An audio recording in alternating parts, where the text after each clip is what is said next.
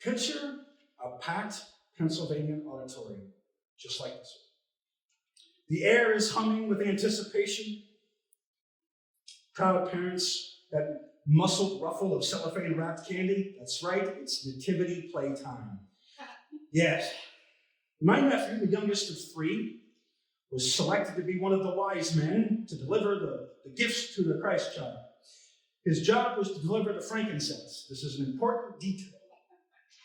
His job was simple. Step forward, deliver the gift, say his line, simple in theory. But under the hot glare of the lights, his mind goes blank.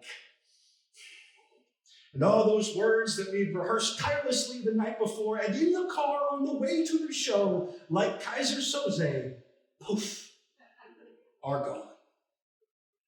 His eyes go wide as he scans the audience. He is frantically looking for an escape. I look over to my brother. He is white-knuckling this, right? Trying to telepathically send the line to his son. I look over at my sister-in-law, and she is mortified because she is watching her son, her baby boy, come face to face with public humiliation. And then he catches my eye. I just smile. There will be no pity here, young man. There is only going to be confidence. And he looks at me, and he's got it. Brother, he's got it. He's got it. It's going to be all right. He takes a breath. My nephew turns to the Holy Family, tosses the frankincense, and says very boldly, "Here, Frank sent this." The crowd erupts. Parents who were only half paying attention are now completely dialed in, fumbling with their phones, trying to capture the moment. Too late, you should have been paying attention earlier. Years later, the name Frank still follows him. It's a badge of honor, a thing that he earned in a moment of improvisation to beat back the forces of failure. Yes, he turned to triumph out of failure. This little guy right there.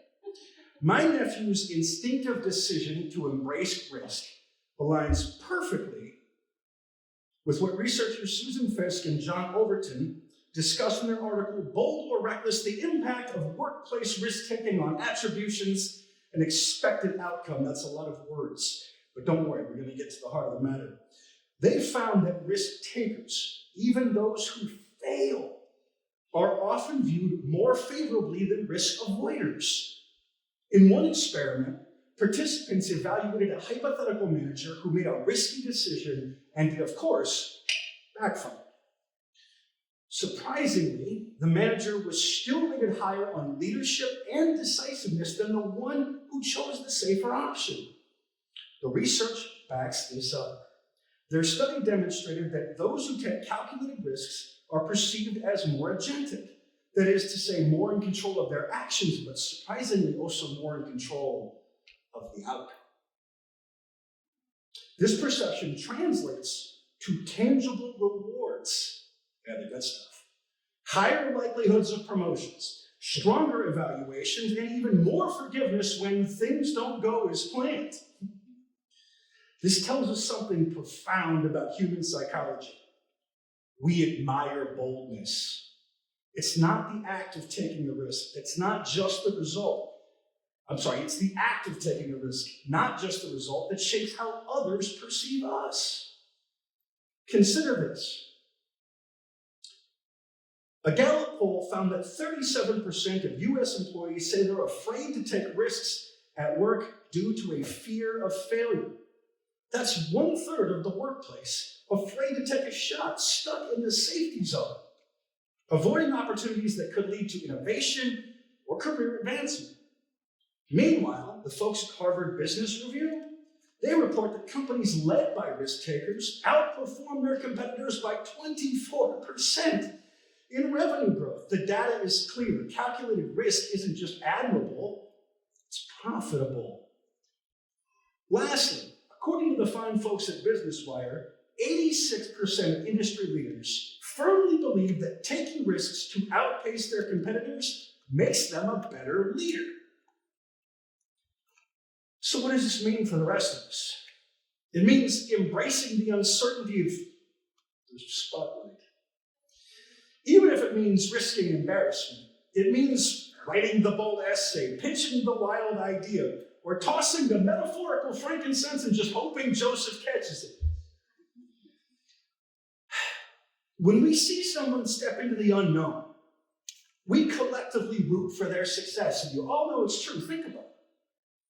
Then, paradoxically, we forget that that same collective roots for us when we take a gamble. It's the same principle. It applies to us, even if we have difficulty actually believing it. So let's go from that nativity play to last August. They get a phone call. Uncle Jerry. Yeah, what's up, nephew? Hey, I had a question. Dad said I should just call you. All right, what's up? Can I borrow your surfboard? Lake Erie is not Malibu. Why does he want my surfboard? Why do you need my surfboard, buddy? Well, I'm going out to LA. You taking a vacation with your friends?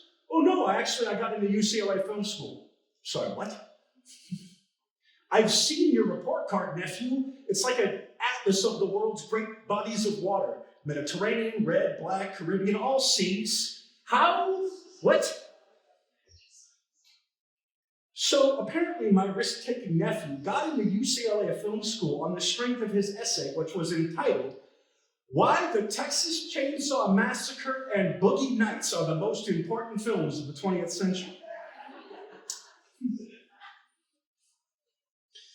I was floored. But the more I thought about it, the more it made sense. His acceptance wasn't about the grades. It was about the willingness to take a shot.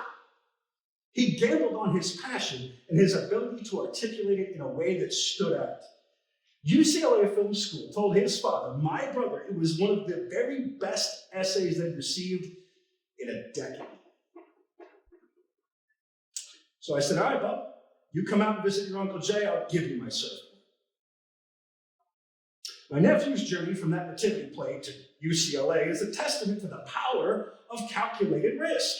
It's about understanding that failure is not the opposite of success. It's a step on the same path.